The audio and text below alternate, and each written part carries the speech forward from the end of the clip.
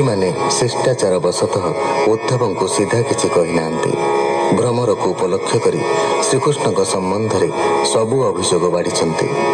उद्धव सबू शुणी सांत्वना देते शेष को श्रीकृष्ण गोपी को जो परम तत्व संयुक्त कथा कहते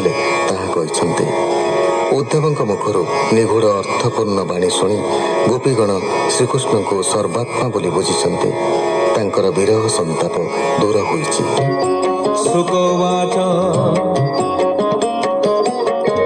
एबे हो सुण नरनाथ भकत बसण अनंत मथुरा दांडे गंध घेनी बुबुजा नामे जे कामिनी कृष्ण को मागी थिला बर भोनाथ जीव मोर पुर ताहार भाव हृदय बही करुणा सिंधु भावग्राही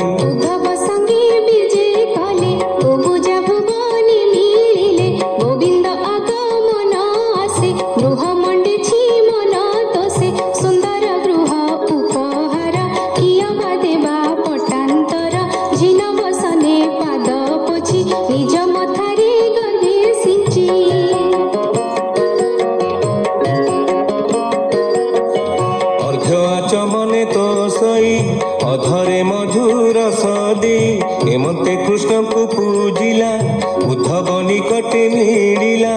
विविध मते उपहारे पूजिला उद्धव पयरे कुबुजा गृह मध्ये जाई कृष्ण को पलंके बसाई हसबदनी कामवती कटाक्षी महिला श्रीपति कुबुजा चाही मनमाली डाकंती बेनी भुजा तोड़ी नव संग मेला जपाई कुबुजा न पारई जाई संकोचे गमन साधिरे रत्न कंकण बेनी करे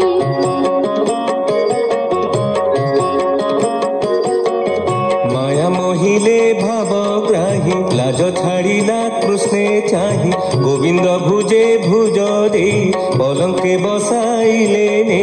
कुबुजा कृष्णे घेनी कोड़े गंधले पिला पुण्य बड़े रमिले कमलार बर अशेष ब्रह्मांड ठाकुर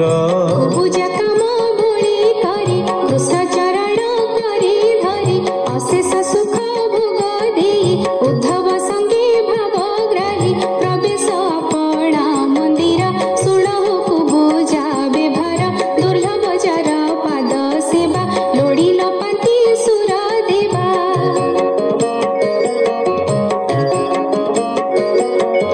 ताहंकु तप बळे पाई विषय सुख जे लड़ई कुसित मती बोली तारे पड़ई दुख अंधकारे अज्ञान विप्र जगन्नाथ काहि पाइब कृष्ण पथ शुण हो अभिमन्यु सुत मथुरापुरे जगन्नाथ रजनीयन्ते मने गोड़ी दया सागर चक्र पाड़ी कल्पित कार्य उपदेशे पंडित नयंक उद्देश्य अक्रूर रहित मने गुणी राम उद्धव संगे घेनी मिलिले अक्रूर मंदिर दया सागर दामोदर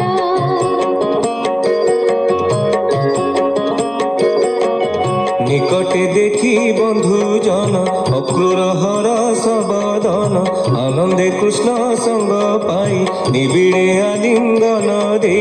पुलके अश्रु जल बहे प्रणाम कला कृष्ण पाए रामर पादे पुण पड़ी उद्धव कर हृदय भिड़ी राम गोविंद बंधु पड़ी नमिले अक्रूर चरणे रामंको देई अलंकार भावे जोड़िला बेनी कर खटे बसाई दामोदर चरण चापई अक्रूर रामर पादे हस्त दे विश्वासे अक्रूर बोलाई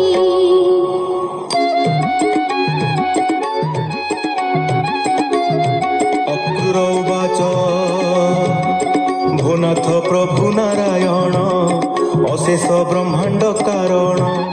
पापिष्ठ कंस राजा मला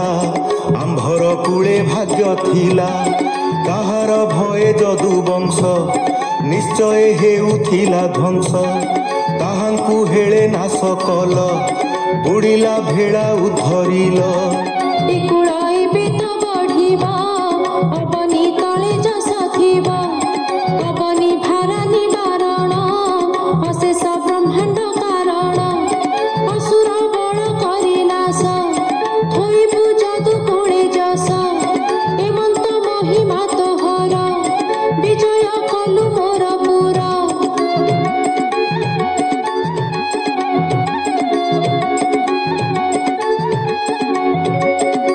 ଅଶେଷ କଳହତ ଜ୍ଞାନ କେବଳ ଭାଗ୍ୟେ ଜନାର୍ଦ୍ଦନ ତୋତେ ପାଇଲୁ ପୁଣ୍ୟ ଫଳେ ଚିହ୍ନି ନ ପାରୁ ଚର୍ମ ଡୋଳେ ଏ ରୂପେ ତୋର ମାୟା ଫାନ୍ଦେ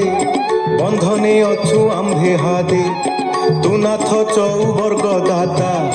ତୋ ତହୁଁ ନାହିଁ ନା କରତା ତୁ ନାଥ କରଇଥୁ ପାର ଶରଣ ଗଲି ତୋ ପୟର ଏ ମନ୍ତ ଅକ୍ରୁରର ବାଣୀ ଶୁଣି ହସନ୍ତି ଚକ୍ରପାଣି କହିଲେ ଅକ୍ରୁରର ମନ କୋମଳ ଗଭୀର ବଚନ କହନ୍ତି ପ୍ରଭୁ ଭାବଗ୍ରାହୀ ମାୟା ମୋହନ ନେତ୍ରୀ ଚାହିଁ ଭଗବାନ ଉବାଚ ତୁମର ଗୁରୁ ପିତା ମାତ ବାନ୍ଧବ ମଧ୍ୟରେ ପୂଜିତ ଆମ୍ଭେ ତୋହର ପୁତ୍ର ଦୁଇ ତୋର ପୋଷଣେ ଆମ୍ଭ ଦେହି ତୋହର ପାଦେ ସେବା କରି ତେବେ ସେ ଥିବୁ ଦେହ ଧରି ତୋପରି ସାଧୁ ସେବା କରି ତେବେ ସେ ଭବୁ ହୋଇପାରି ବନ୍ଧୁଙ୍କ ମଧ୍ୟ ଶ୍ରେଷ୍ଠ ମୋର ଏବେ ତୁମ ବଚନ କର ହସ୍ତିନାପୁର ଯାଅ ବେଗେ କହଇ କଥା ତୋର ଆଗେ ପଣ୍ଡୁ ରାଜାର ପଞ୍ଚସୁତ ପିତା ମରଣେ ଅରକ୍ଷିତ ଅଛନ୍ତି ଧୃତ ରାଷ୍ଟ୍ରପୁରେ ବନ୍ଦୀ ଯେ ଶନି ବନ୍ଦୀ ଘରେ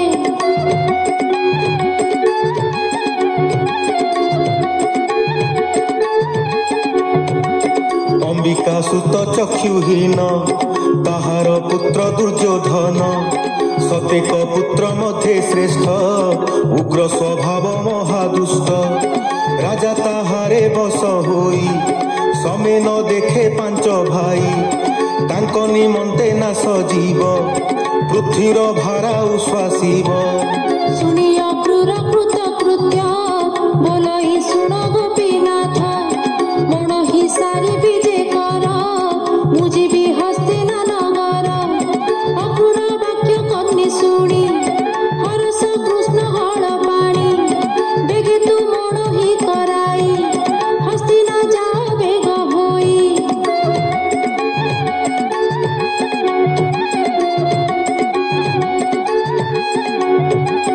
ভিতর পুরে বেনি ভাই মন হি কৰাইলা নেই দেইন নানা উপহার চরণে পড়িলা অক্রূর রাম গোবিন্দ পাদ ধরি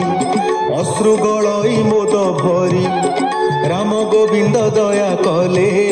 পলঙ্কে নেই বসাইলে